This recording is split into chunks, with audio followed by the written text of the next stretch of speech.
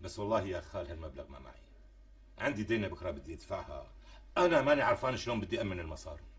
انت يا ابو ايمن هلا اعطيني نص المبلغ وانا بامن النص الثاني من جهه اخرى. ما بحسن اعطيك ولا قرش، انا بدي مين يعطيني. يعني يا ابو ايمن انت هلا. ولا قرش، ما في مجال بنوب. رحت عند اخوك بشير نعم يا سيدي رحت. وما عطاك؟ ايه هذا عظمه مليان ذهب. قال ما معه بده يدفع قسط الجامعه لابنه. صدقوا نصوح صدقوا، الناس بارعة الموز على الحدين هالايام، والقرش صاير عزيز عزيز كتير. ليش ما بعرف. ماشي الحال. خاطرك خال ستور ما شفت منا. ما شفنا منك الا كل خير. الله معك خال.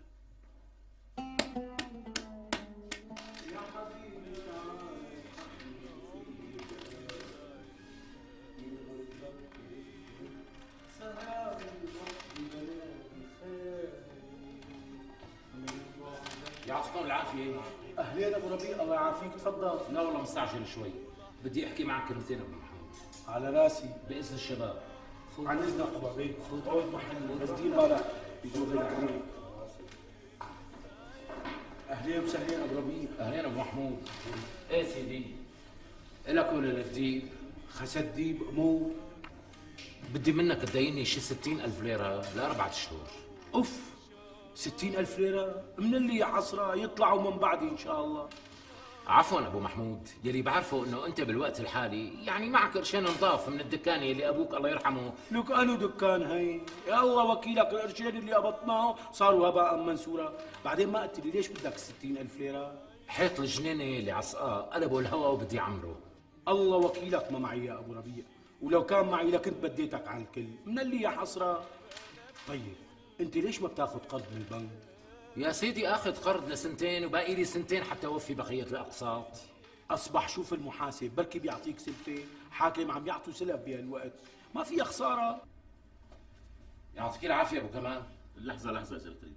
ابو كمال ما رح اخذ من وقتك كثير، لحظه صغيره اذا سمحت. أمور، شو بتريد؟ من مدة كم يوم يعني لما هبت العاصفة وقع حيط الجنينة تبع بيتي لمطل عصقاء، وصرنا قاعدين بلا حيط أكثر من أسبوع.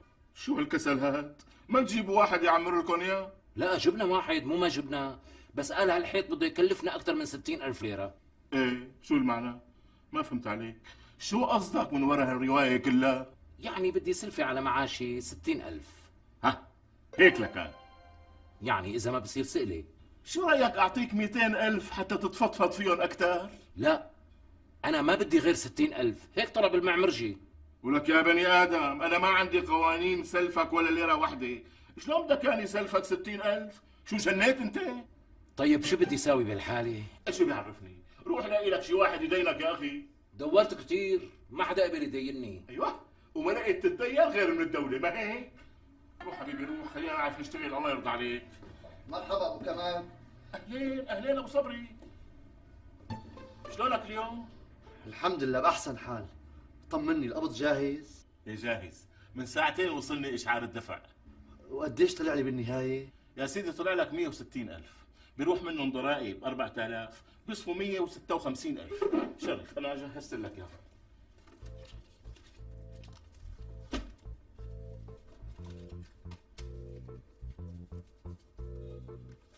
مزبوط.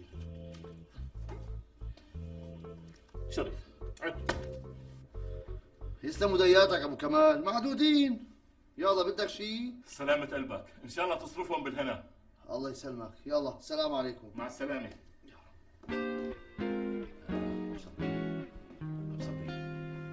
ممكن سؤال لو سمحت؟ ايه تفضل. ولو هالمبلغ اللي قبضته هلا حضرتك شو طبيعته؟ يا سيدي هذا تعويض اصابه العمل يلي صارت معي. لك ليش ما دريت انه الرافعه وقعت فوق رجلي وكانت رح تهرسني هرس لولا لطف الله؟ مبلا دريت. وقديش قبضت؟ شوفت عينا 156,000. نعمة كريم، ولو كانوا رجلي التنتين هن اللي مكسورين كنت قبضت مبلغ خير الله. شو هالحكي؟ لكن شو مفكر؟ كل شيء له تسعيرة. وانت بتعرف تسعيرة كل إصابة؟ طبعا صار عندي خبرة. يلا السلام عليكم. الله معك، مع السلامة. وفي عندك إصابة جهاز التنفس نتيجة استنشاق غازات ضارة ب100,000. بقى شو رأيك؟ لا لا، هي ما بتمشي معي النوم. لك المصيبة إنه أنا مضطر نقي لك إصابة يعني على هوا المصاري اللي لازمينك. قديش قلت لي لازمك؟ 60,000. وإذا حصلت 100,000 نعمة كريم، خلينا نتبحبح شوي، حاجتنا تعتير بقى. طيب شو رأيك بإصابة في الرأس تؤدي إلى فقدان الذاكرة أو الجنون؟ ليك هي غالية ها؟ يعني تعويضها محرز شوي. قديش تعويضها يعني؟ هي ب300,000. لا لا، ما بدي إياها، ما حبيتها منوب، دورني على غيرها. أعطيني شيء أخف شوي، أخف من هيك أبو صبري، ما في أخف؟ بلا بيلتقى. طيب انت اسمع ونقي على كيفك اللي بيناسبك.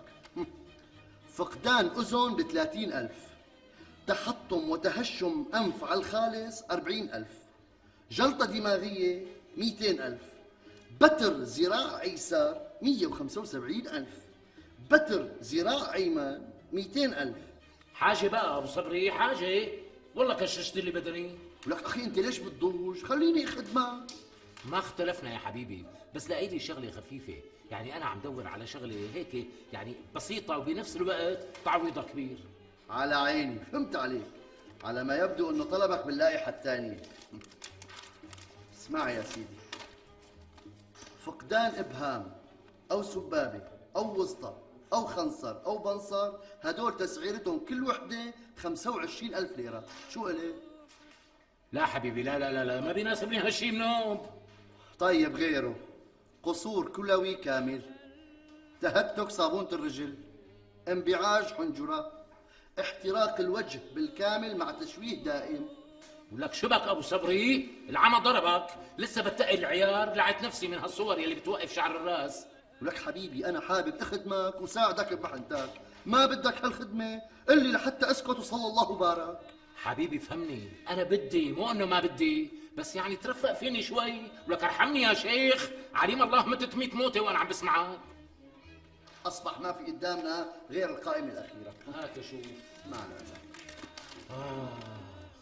فشل كلية واحدة، انهراس مشط رجل، فقع عين، ديسك بالظهر، ثقب. لحظة لحظة، قديش تعويض ديسك الظهر؟ 100,000 ليرة. حلو كتير. نعمة كريم، توكلنا على الله. مبروك. مبروك، يعطيك العافية.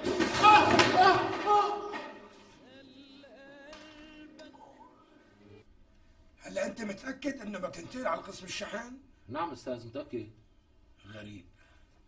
شو الغريب استاذ؟ هلا انت قاعد بمكتبك معزز مكرم والشغل عندك قليل، بقى ليش بدك تنتقل على مكتب الشحن؟ حدا زعجك شيء؟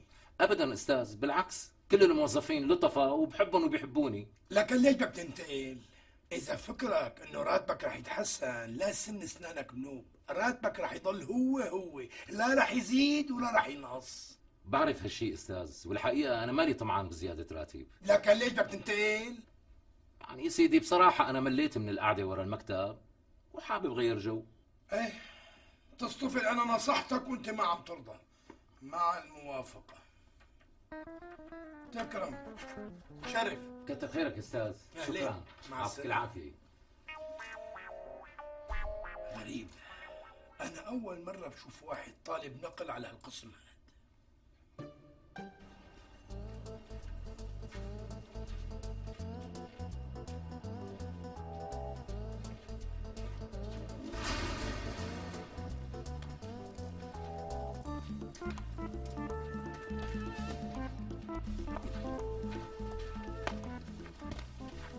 حط كيس ثاني، شبك ركزوا على ظهري منيح، حط كيس ثاني كمان، معلش.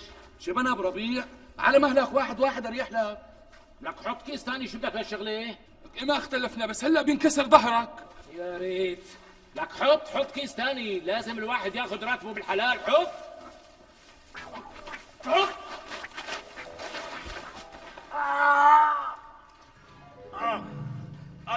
قلنا لك حمل واحد، ما رضيت، بدك تحمل مثل الدواب. قال شو بده ياخذ راتبه بالحلال.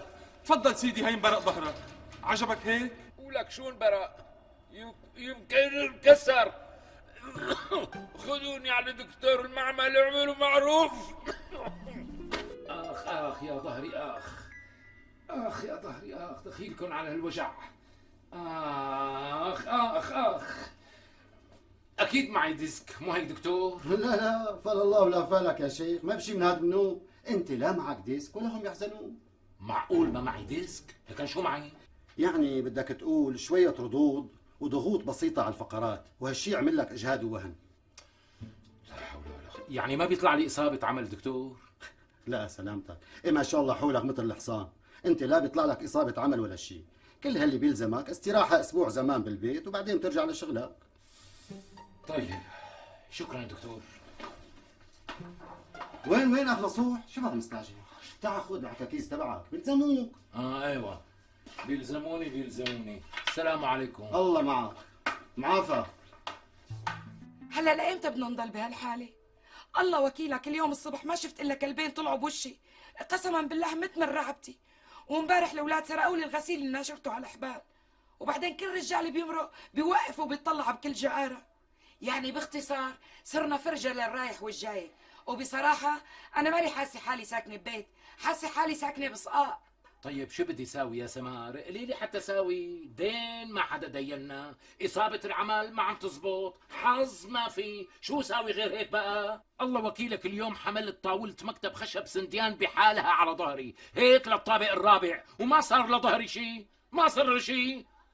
رحت على الدكتور، قلعني، قال لي قوم، حاجة بقى تخسر المعمل حق صور شعاعية، وفوق منها كان بده يطلب لي عقوبة تمارض. بقى شو بدي ساوي يا سمار؟ شو بدي ساوي إذا كان ظهري معند متيس؟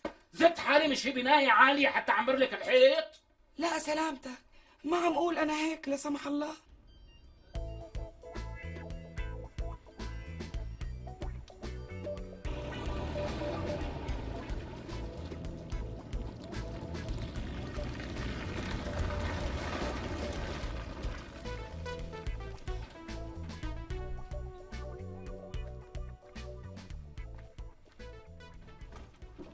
خير شوفي، ليش معلقين هاللافتات كلها؟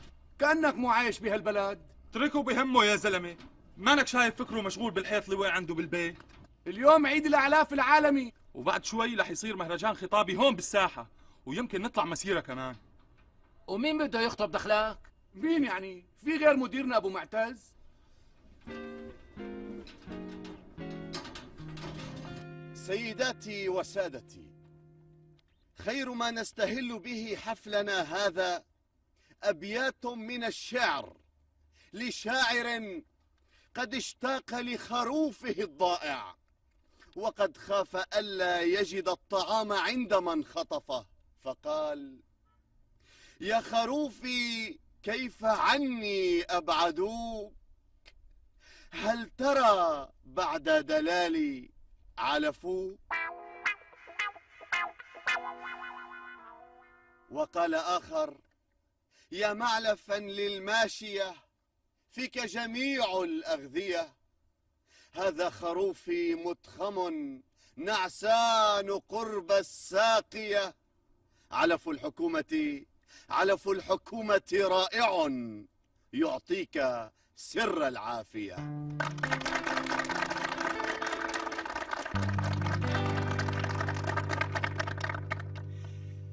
أعزائي، الكلمة الآن لمدير معمل أعلافنا اللذيذة الأستاذ حسني أبو معتز، فليتفضل مشكورا. تفضل أستاذ.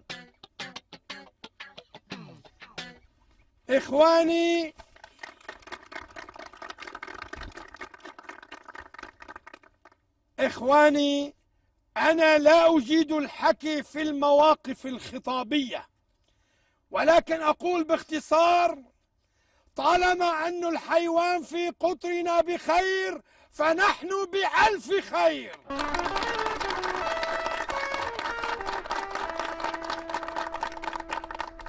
ليش عم بقول الحكي يا أخوان؟ لأنه منه اللحم ومنه الهبر ومنه الصوف ومنه الشعر ومنه الدهن ومنه الدسم ومنه الحليب ولبن الغنم والشمندور والقشطة والكفتة واللحمة بالصحن، كله منه. فإذا كان الحيوان تبعنا ماله معلوف منيح، فهالشي رح يأثر علينا وعلى صحتنا، وما رح نسمن بنوب، ورح يصير فينا مثل هدول تبع افريقيا، يعني جلدة على عظمة. فبهنيكم بهالمعمل يلي على أساسه أسس لي ذواتي الأربع من بقر وأحصنة وحمير وخواريف وغنم وماعز. وأقسم بالله يا جماعة من كتر علفنا مو لذيذ وصاير عليه إقبال وتهافت من البهائم خطر لي دوقه.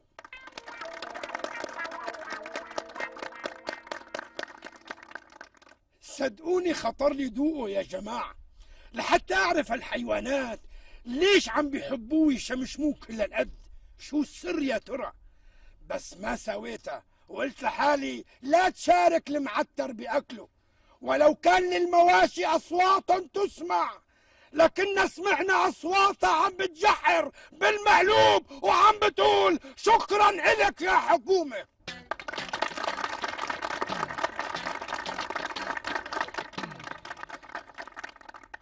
ما عم بالغ يا جماعة، لأنه فعلا هالعلف شهي جدا.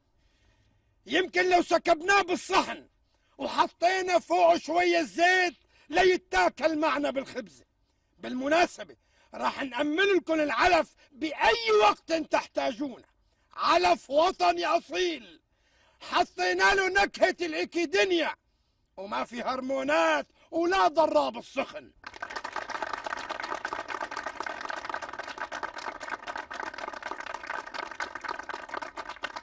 وبالإضافة لهالشي وبمناسبة هاليوم السعيد، كل مواطن يثبت انه عنده حمار او بغل او تيس بيطلع له 50 كيلو علف مجانا. وعلى كل جرت العادة كل سنة انه نطلع بمسيرة معبرة حتى نلتقي مع بقية معامل الأعلاف. وراح بشركن اني انا اليوم طالع معكن على راس المسيرة باتجاه معمل أعلاف المدينة حتى نجتمع وتعم الفرحة على الجميع. والسلام عليكم ورحمة الله وبركاته.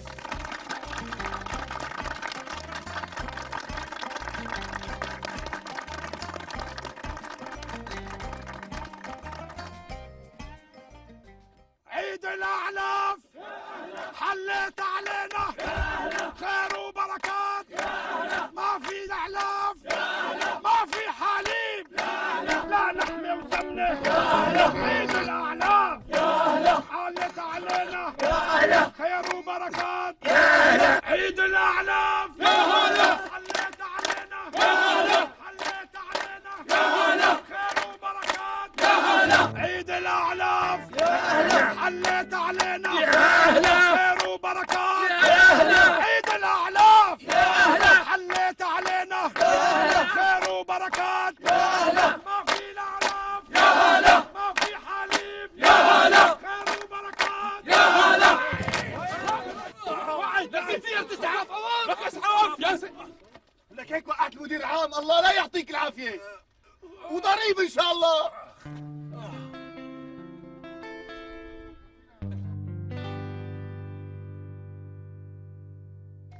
اجت الاسعاف يا شباب. إن شاء الله معافى، إن شاء الله ما في إلا السلامة. بدو ياخذ هوا.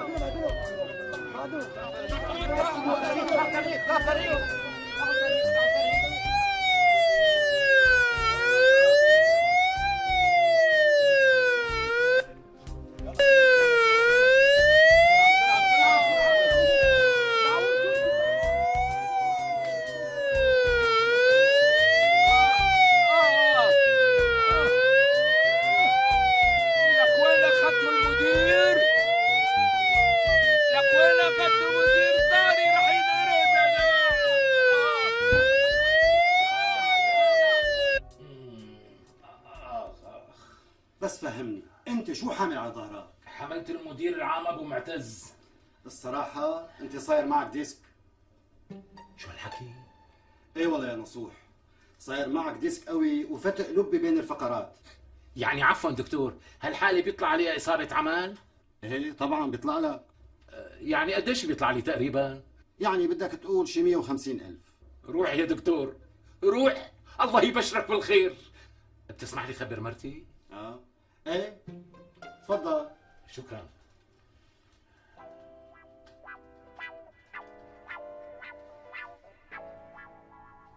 الو الو نعم. سمر، باركي لي، هنيني. خير، على شو بدي هنيك؟ ولك زلغتي، صار معي ديسك بظهري وبيطلع لي 150,000 ليرة. الف مبروك يا حبيبي، الف مبروك ان شاء الله. ليش شو حملت حتى صار معك ديسك؟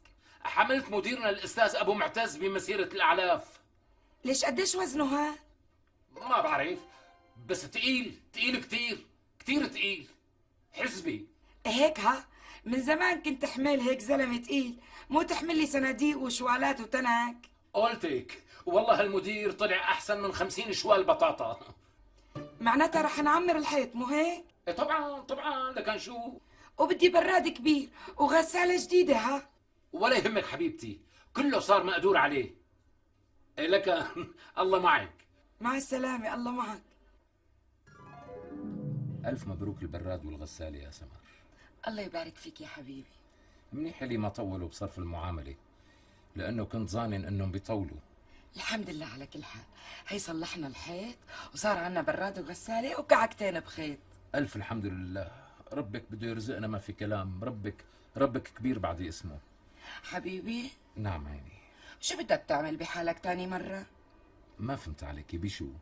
حبيبي لازمنا مكيف. مكيف؟ مين بدي احمل تاني مرة؟